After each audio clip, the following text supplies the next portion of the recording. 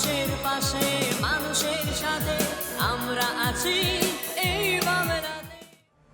আপনারা দেখছেন সংবাদ শিরোনাম।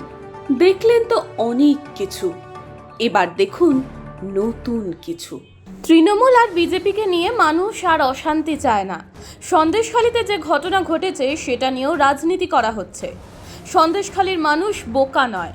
শনিবার রানাঘাট লোকসভা কেন্দ্রের সিপিএম প্রার্থী অলোকেশ দাসের সমর্থনে নির্বাচনী ভোট প্রচারের শেষ লগ্নে এসে এমনটাই মন্তব্য করলেন বামফ্রন্ট নেত্রী মীনাক্ষী মুখার্জি। শনিবার সকাল থেকেই রানাঘাট লোকসভা কেন্দ্রের বিভিন্ন বিধানসভা এলাকায় নির্বাচনী ভোট প্রচার করেন মীনাক্ষী। সাথে ছিলেন প্রার্থী অলোকেশ দাস। এরপর নদিয়ার শান্তিপুর বিধানসভায় অলোকেশ দাসকে সাথে নিয়ে রোড শো করেন তিনি। যদিও অসংখ্য কর্মী সমর্থকদের উপস্থিতি ছিল চোখে পড়ার মতো। নির্বাচনী ভোট প্রচারের মধ্যে দিয়ে মীনাক্ষী মুখোপাধ্যায় বলেন, তৃণমূল ও বিজেপিকে নিয়ে মানুষ আর অশান্তি চায় না। এবার লোকসভা নির্বাচনে সিপিএমকেই ভরসা করবে মানুষ, কারণ একটা সময় এই সিপিএমই 34 বছর সরকারটা চালিয়েছিল। তখন এ রাজ্যে কখনো দুর্নীতি হয়নি, গণতন্ত্র বজায় ছিল। যদিও রাজ্যপাল সম্পর্কে প্রশ্ন করলে এড়িয়ে যান মীনাক্ষী মুখার্জি। অন্যদিকে সন্দেশখালী প্রসঙ্গে রাজ্যের শাসক দলকে তীব্র ভাষায় আক্রমণ করেন তিনি। যদিও শান্তিপুর গোভাগার মোড় থেকে মীনাক্ষী মুখার্জির এই রোড শো শুরু হয়। এক প্রকার বলা যেতেই পারে বর্ণাঢ্য শোভাযাত্রার মধ্যে দিয়ে করা হয় এই রোড শো। তৃণমূল বিজেপিকে নিয়ে শান্তিপুরের মানুষ আর অশান্তি চায় না।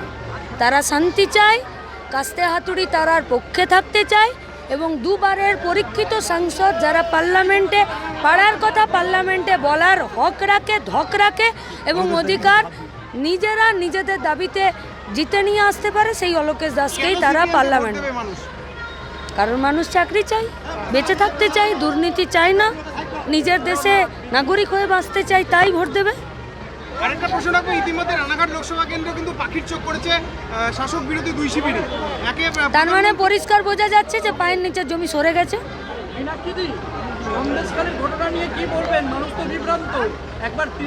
কোনো মানুষ বিভ্রান্ত নয়। টিভির পর্দাতে মানুষ চলে না। সন্দেশখালীতে মানুষের জমি লুট হয়েছে। সন্দেশখালীতে যারা ধরা পড়েছে তারা বালুর সঙ্গে রেশনের চাল চুরি করেছে। সন্দেশখালীতে মায়েদের ইজ্জত লুট হয়েছে। সন্দেশখালীতে বেকার ছেলে মেয়েদেরকে 100 দিনের কাজ না দিয়ে বাইরে কাজ করতে যেতে বাধা দিয়েছে। সন্দেশখালীতে জোর করে ধানের জমি জলকর করেছে। কোনটা মিথ্যে, কোনটা বিভ্রান্তিমূলক?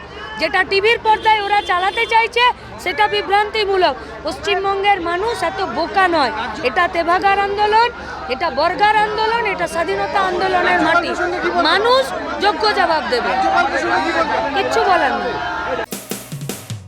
মানুষের পাশে মানুষের সাথে আমরা আছি এই বাংলাতে। আপনারা দেখছেন সংবাদ শিরোনাম। দেখলেন তো অনেক কিছু, এবার দেখুন নতুন কিছু।